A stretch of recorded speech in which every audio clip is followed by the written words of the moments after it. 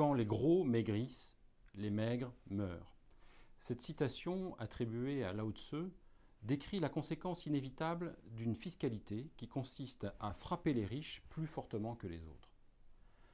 Pourtant, ne vous est-il jamais arrivé d'entendre dire « l'impôt c'est le meilleur placement, c'est une rosée fécondante, voyez combien de familles il fait vivre et suivez par la pensée ses ricochets sur l'industrie, c'est l'infini, c'est la vie ». En France, où il est admis que la dépense publique est un bienfait, les impôts sont plus élevés que dans d'autres pays. Mais Bastiat nous avertit d'emblée, je le cite, « Dans toute dépense publique, derrière le bien apparent, il y a un mal plus difficile à discerner. » Fin de citation. De quoi s'agit-il? L'économie décrit les effets, bons ou mauvais, des décisions politiques sur nos vies. Or, selon Bastiat, l'économiste doit être attentif non pas seulement à leurs effets à court terme sur un groupe particulier, mais plutôt à leurs conséquences à long terme pour la société dans son ensemble. Ce qu'on voit, dit Bastiat, c'est le travail et le profit permis par la cotisation sociale. Ce qu'on ne voit pas, ce sont les travaux auxquels donnerait lieu cette même cotisation si on la laissait aux contribuables. Dès lors, Bastiat réfute l'argument toujours actuel qui veut que les dépenses publiques, financées par l'impôt, créent de l'emploi. En effet, l'impôt ne crée rien, puisque ce qui est dépensé par l'État n'est plus dépensé par les contribuables. Or, l'État est plus dispendieux que les particuliers.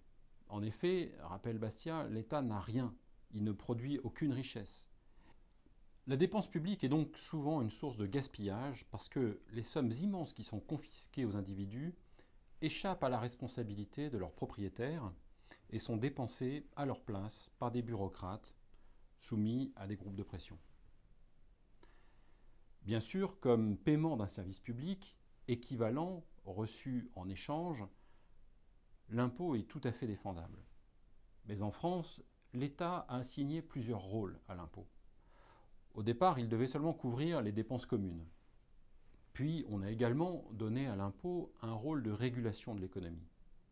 Dans ce cas, les politiciens et les bureaucrates ont un pouvoir qui n'est limité que par leur bon vouloir. Tout à leur construction artificielle, ils modèlent l'économie en taxant et en réglementant plus ou moins les secteurs selon que leur caprice veut les favoriser ou les défavoriser.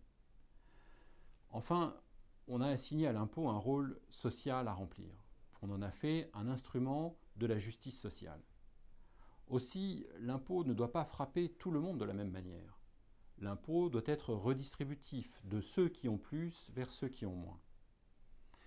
Le problème, c'est que l'impôt ainsi conçu est soumis à l'arbitraire de celui qui détient le pouvoir. Il favorise telle ou telle catégorie sociale selon que le pouvoir en attend des voix ou pas.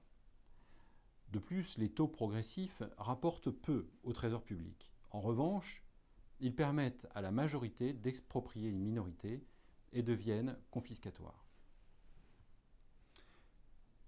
C'est pourquoi Bastiat avait déjà compris la courbe de Laffer. Arthur Laffer est un économiste américain connu pour sa fameuse courbe, une ellipse, publiée en 1974, qui montre que le rendement de l'impôt augmente avec la baisse du taux d'imposition. C'est la théorie du rendement décroissant de l'impôt abusif. Les politiciens supposent naïvement qu'il existe une relation automatique et fixe entre les taux d'imposition et les recettes fiscales. Ils pensent qu'ils peuvent doubler les recettes fiscales en doublant le taux d'imposition. Or, selon Arthur Laffer, une telle approche néglige le fait que les contribuables peuvent modifier leur comportement en réponse à de nouvelles incitations. La courbe de Laffer montre que le gouvernement ne perçoit aucun revenu lorsque le taux d'imposition est de 100%.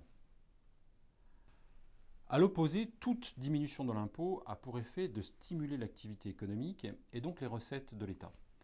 En effet, la réduction des taux marginaux d'imposition stimule l'investissement, le travail, la créativité et favorise ainsi la croissance économique. Une réduction suffisante pourrait produire suffisamment de relance économique et accroître les recettes publiques en élargissant considérablement l'assiette fiscale. Bien sûr, Bastiat pourrait ajouter que l'on doit accorder autant d'importance aux diminutions des dépenses de l'État qu'aux diminutions des impôts.